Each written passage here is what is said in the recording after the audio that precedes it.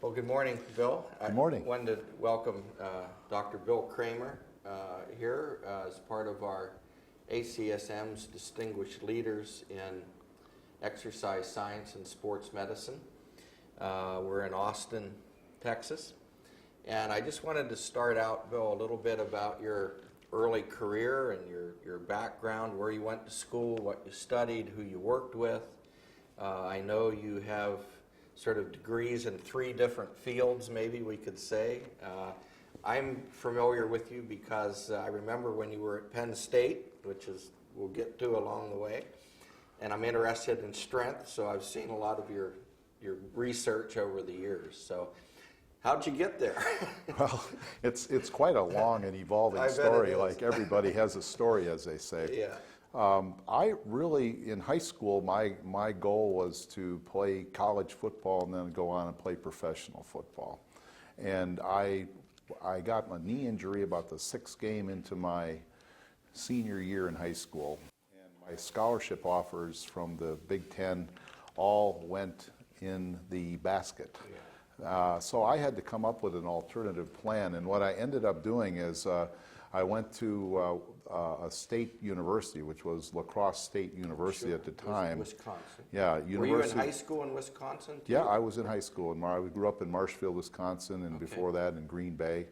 And so I actually, I knew the head coach down at La Crosse. He had been talking to me, Roger Herring, and after I got hurt and the scholarships went out, my dad says, you're going to have to work your way through college.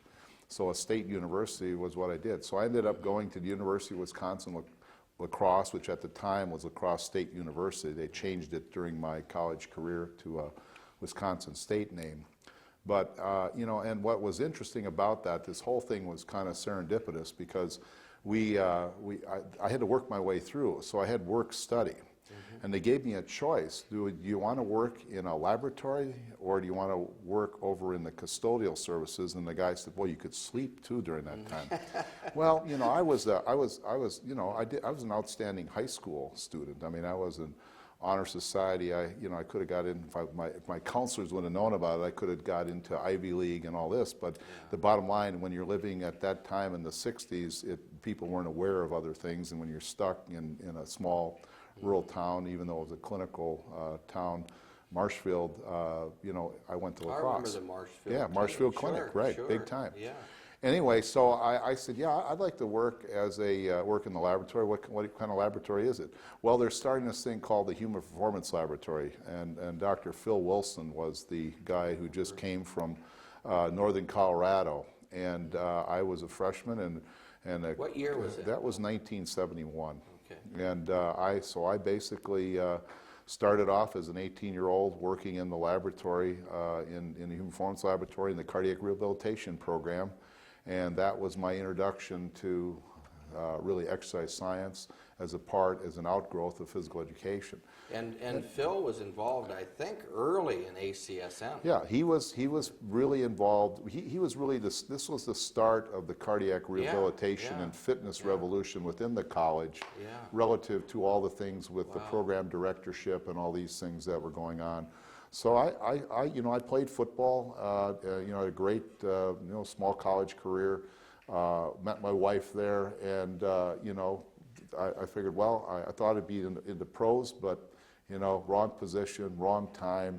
By the but this isn't bad. And I figured, well, hey, what do I do now? So I thought, well, I'm going to go off and start coaching because I thought I would do that. And my good friend Dr. Steve Fleck went on to left to go to Ohio State to work with Ed Fox and the Ohio State group. And I said, well, that's interesting. Kept it in the back of my mind.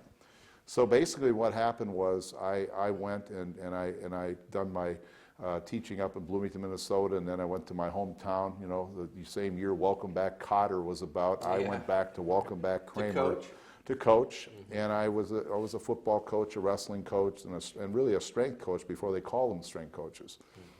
My good friend Carl Marish, who I had met, who's our department chair now at the University of Connecticut, I had met him when he was just a research associate as a master's level person at La Crosse back in '73.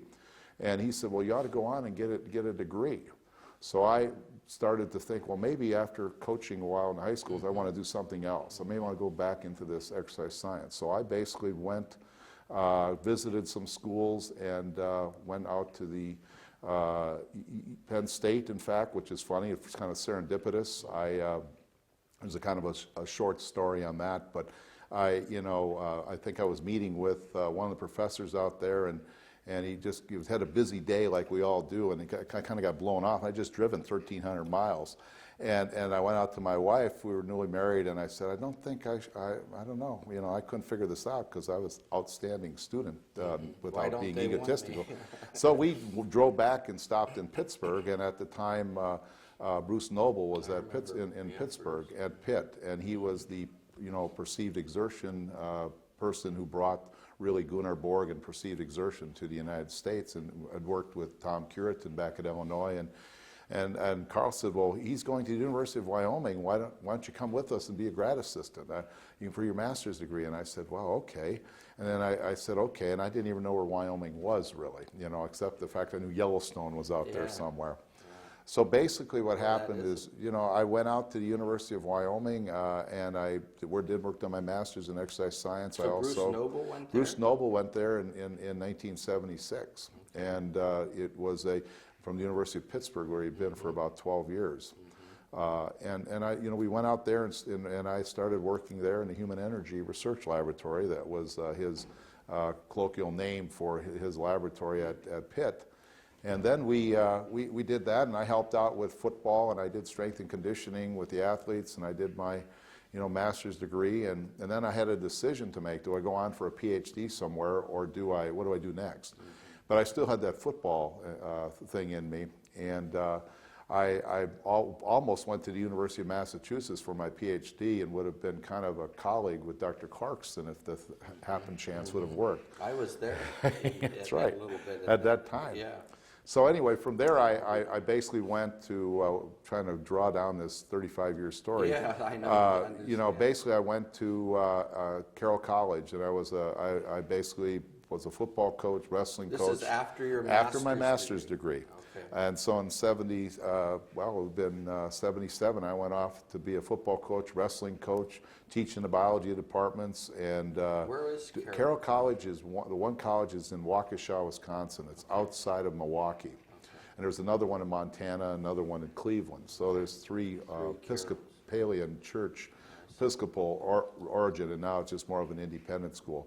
But I did that, for about 3 years, and I decided that, I'm going to be a football coach, and I had kind of offers to go into big-time football coaching, of which many of my colleagues and friends are big-time football coaches, and I used to work clinics with them, and to this day they can't figure out why I didn't go into coaching, because they're making a lot more money than I am, that's for sure, especially in the way football coaches get paid today.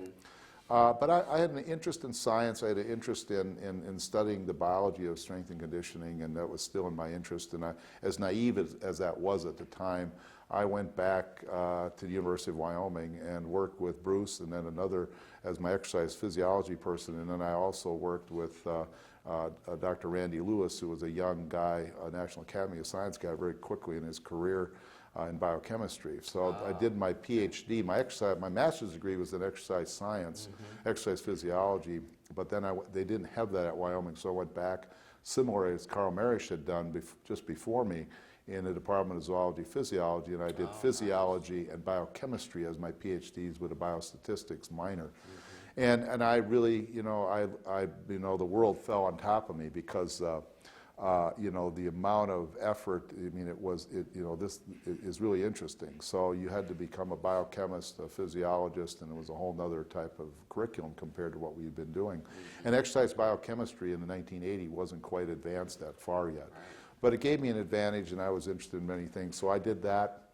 And then after I left about 4.5 years, I finished my Ph.D., and I ended up, jobs were tough to get that year, and a very nice gentleman a good friend, Dr. James Vogel, who worked at United States Army Research Institute of Environmental Medicine at Natick. He was in the exercise physiology division, and they wanted to do some weight training research for the Army back in about '84.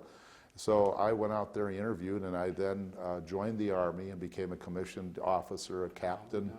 And I was a captain for 4 years, and I worked at Natick and at Usarium and carried out unbelievable amount of work on endocrinology and resistance training, compatibility. I think I still have some data today that I need to publish from that era. But it was a great experience because it let somebody who was really enthusiastic. At the time, the Army wanted me to actually go to law school to become a malpractice lawyer. So I turned down a possible Harvard law degree to keep doing science. Yeah. But you know, it was at that time, and resistance training wasn't really considered a science. It had been kind of dabbling over the years. And then I got out of the Army because they wanted to make me a staff officer, and I didn't want to leave the scientific. So I did my first job down at in academia back in '87 at the University of Connecticut the first time. I started there. I started there and basically crossed paths again with Carl Marish again, and I was down there and we were working away, and I had been working when I was in the Army with Skip Knutkin, who was my boss. But he was at Natick worked with the collaborative work at Natick, and when I was at Natick, I had an appointment at Boston University. So when he went to Penn State in 1989, he said, "I want you to be our director of research," and I went to interviewed, and Connecticut didn't have any money. I had 3 kids with a special needs child as well, and I couldn't even buy a house. Penn State said, "Come over here, you can buy a house," and the whole 9 yards. So I went to interview, and I got the job at Penn State, and I was there for over 9 years. Was that the late 80s then? That was 1989 until 1998. Yeah. And it was a tremendous place to be. I worked with athletics. I worked with, Dr. Busker, Dr. Kavanaugh, Dr. Farrell, all the people were there. Was Salas there? Chuck Usalis was there. Also, we had, Dr. Kavanaugh, Dr. Zlatkiorski, Dr. Nelson was there. Wow. It was a very rich time with all scientists of different career steps. Dr. Larry Kenny was there. I may miss several of them in the top of my head, but really the core people were there. Dr. Bill Evans came in my career there. And most of them involved with the American College of Sports Medicine. Right. I mean, you got Bill Evans, you got Larry Kenny, you got Buskirk, you got Knutkin, you got Kavanaugh, you got Nelson, you write down the list, all the hit parade. Yeah. And I did a lot. I was also the associate director for the Center for Cell Research, which we did the commercial development of space as well, and we did space shuttle flights, and did a lot of things in sports medicine, conditioning, and this type of thing. And it was just a very rich environment at that point in time, and I think historically, you always go through these things where the windows open and close, and it's all about people, and when it's gone, and changes, and so it's not a university, it's really who's there at the time. And then after that, I went to, I got the offer at Penn State Dave Costel was retiring, and they had they were looking for a new director, and they wanted somebody. I was a little bit nervous because taking over for a legend is difficult. But I went to Ball State University and as the endowed chair, the John and Janice Fisher endowed chair in 1998, and took over for Dave. I gave Dave and Bill Fink their offices down in the lab, which the board of trustees there didn't like me to do. And we basically built up the laboratory on the cellular aspects, genetics aspects. You had a lot of people, the young people that were there. And I pretty much, I thought, got everything going through this transition period. And then I got offered in 2001 to come back to Connecticut as an administrator in the dean's office, working as director of research and working kind of as like an associate dean in the dean's office. And there was some attractiveness to that because I had thoughts maybe I'll go be a dean somewhere someday. And so I left Ball State after what I thought was a very successful period of time with funding and publications. We kept the legacy going. And I went back to Connecticut and worked in the Department of Kinesiology in the dean's office, and we've been there now 9 years. And I know a few years back, the Department of Kinesiology was ranked as the #1 doctoral program in the United States. And so we've done a lot, and the department has grown and achieved a lot of hallmarks for the productivity and research. And that's where I've been to this day. And it seems like you still have time, though, to do research. I'm still doing research. Administrators Yeah. lose that. Yeah, and I got out of administration about 2004. Oh, okay. I mean, it's because there was a changeover, and I went back to just doing more science because I couldn't keep up the research with the money coming in to what I could do. And that's really what happened, and I think the program has allowed me to do these type of things and work in a variety of venues from strength and conditioning to basic science, and I can play in all my different fields that my background allows me to. Yeah. Well, when I think of you, I think of some of the classic books that came out on strength training and resistance training and so forth. And one of the things that I was talking with Jan and Terry Todd about earlier was, it was in our lifetime when lifting weights was a taboo. And now all of a sudden, look where we're at. And I wondered if you could just comment sort of, when did those first books of yours come out? Some of them must be in third or fourth editions by now, surely. Right. I mean, that was a big change. Right. Well, I think the people who had done strength training, it really didn't get popularized until really into the 80s. I mean, John Sutton, our former president of ACSM, I wanted to do a symposium at ACSM. They never had a symposium on resistance training and its biology and everything like that. In 1988, we had the first symposium on resistance training at the American College of Sports Medicine. I would have guessed a lot earlier. Yeah, and John Sutton pushed it, and I had worked with him when I was at Natick when he did OE2. But I think the whole field really started to pick up steam in the late 70s, a lot of equipment warfares and marketing things that go on to this day. But then we worked on our first book in the early 80s, and a couple of my generation we put out a book in Designing Resistance Training Programs with Steve Fleck and I in 1987, and now it's going to get ready to go into its fourth edition, and it's become a classic, and I'm very honored to say that. And we also put out a kids' weight training book and then another optimizing book, and have done a lot of research.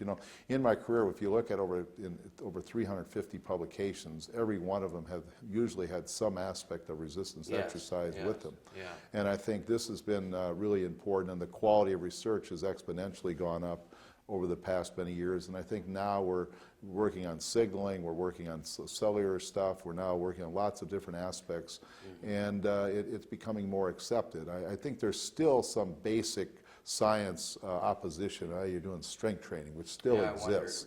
It still exists because people still, in their mind, think of strength training as just, Governor Schwarzenegger or big muscles, and they don't think of it as what it does fundamentally. So it really is, it's been an evolution that's occurred over the last 20 years. That reminds me, Bill, well, a quick question. Was I right to remember that Fleck was your professor at La Crosse? No. Because you mentioned his name, and I lost where that connection was. Steve Fleck and I played football together at La Crosse. Okay. We were undergraduates together. Okay. And he should be my professor because he was 2 years older than I was. So he went his way. He went his way, and I went mine. But we kind of connected because we had been on a football team for a few years together. And we connected back. We had interest in weight training. In those days, even at La Crosse, not many people lifted weights. There was a core of people that lifted weights. I had been lifting since my grade school days. So it really, that small group kind of knew who they were. And I kept contact with him, and plus I was, he was a friend of mine. We were interested in that. And today, I introduced him to my wife's sister, and he's on my brother-in-law now. So I mean, it's been a contact from 1971 on, and he probably could be my teacher, but I think we teach each other stuff, a lot of things. We'll cut that part out of that. So you've done work with the IOC? Yes, we've done research with International Olympic Committee, with the USOC. We've done handbooks for the IOC on strength training. We did an advanced book on endocrinology of sport and exercise, and edited a book with Alan Rogel and myself. So we've covered kind of the basic and to the applied, and a lot of things with the Olympic Committee, and tried to just get the information. I spend most of my time educating the lay public and then educating my colleagues on strength training and its biological significance. One question I wanted to ask you too is that I remember very well when Cooper's aerobics came out. I remember the President's Council on Physical Fitness tests and things. And what I'm getting at, Bill, is that I, living through that period, sort of thought we went overboard in the aerobics side of the component of fitness. So what I'm asking you is didn't we sort of go that way and sort of forget about strength, and then bring strength back in to ACSM's fitness standards and so forth? I think it was a numbers game. I think it was affected by the fact that there were so few people in the scientific world that were former lifters or former people that had any insights, and that were outnumbered by runners and this type of thing that really went on. And once it started catching up, you know, it's like anything else. I mean, I had a dinner with Ken Cooper probably a decade ago, and he said that if he could have known what he knows now, he would have included resistance training early on with it. But I think it just was, he was a runner. Yeah, it just had not been studied well enough. And now we're learning that you got to do a total conditioning program with resistance training, cardiovascular, flexibility, and you also nutrition. You need it all together. They each play a tool role. And it's really too bad, but that's what really happened. It was a function of really just the numbers game and then fear and not understanding it. Anything you don't understand, you may start to fear, and then if you fear, you stay away from it. And I think that's what happened. So it took a long time for a lot of beginning scientists, you know, the Flecks, the Stones, myself, you know, all the different people in kind of that genre, you know, in age, just came behind the kind of the icons of the previous generation to bring this up and push it. And you needed that literature base too, which took, and it grew. It took a long time. I mean, there was more literature published. You know, when we put our first book out in '87, I mean, the next book in '95, there was more literature published on resistance training in the period between those two editions than there was all before. So it was, and it's been exponential. Not that it's all perfect, but it's there. Right. Just sort of one final thing where time goes fast, as I warned you. It just seems to me, in talking to you and knowing a little bit about your career and now more, is that you're a guy you've done so much great research and so forth, but you're also a guy that's easy to talk to, and you can relate to coaches. Yeah. You know, it seems to me that's important. Yeah. Because what you want to do is get your message to the people that are going to use it and benefit from it, whether it's a coach or the common guy. Yeah, I think the key thing is that being a former coach, it was easy to do that. Being a former cardiac rehab worker, being all my eclectic background, which some people look as a real weakness, is really turned out to be a real strength. That's what I was thinking. It's a strength. And because you got all these different end users. Not everybody's going to train for the athletes or the Olympics or different sports, but they're going to train for fitness, for health. They're going to train to age better. You know, so I've been in the Center for Aging at Penn State, and now I'm at UConn. I'm in the Center for Aging there. We've done so many things with aging, and my work over with my sabbatical in Finland and my long relationship with Dr. Häkkinen over in Finland and Dr. Comey. We've done a lot of international work on aging, on strength training, from athletes to elderly to kids. And so we've covered the full continuum in the hope that we'll stimulate others to do so. And my biggest hope was always that we look at resistance training with proper program design, even in research, so we're not studying medicine. We say exercise is medicine. You got to have the proper prescription of medicine for it to be effective, and many people do not give the proper prescription for resistance training, and thus it's an ineffective medicine if not properly designed and prescribed. And that's one of the things we've been pushing for in our careers, to let people understand how to properly do it. Absolutely. Yeah. Well, anyhow, thank you so much. Yep. And I appreciate it. Appreciated being a member of American College of Sports Medicine since '74. Oh, I should have asked you that. I knew it was early, early on. Yeah, and a fellow, you know, and it's been great to been on the board of trustees and been very much involved in about 4 different chapters in the places I've lived. And I think the ACSM has been a long-standing type of organization. It's been a big part of your life. You bet. Sure. Yep, I think we have a lot of dualities, and that's one of them. Yeah. Thank you very much. Thank you.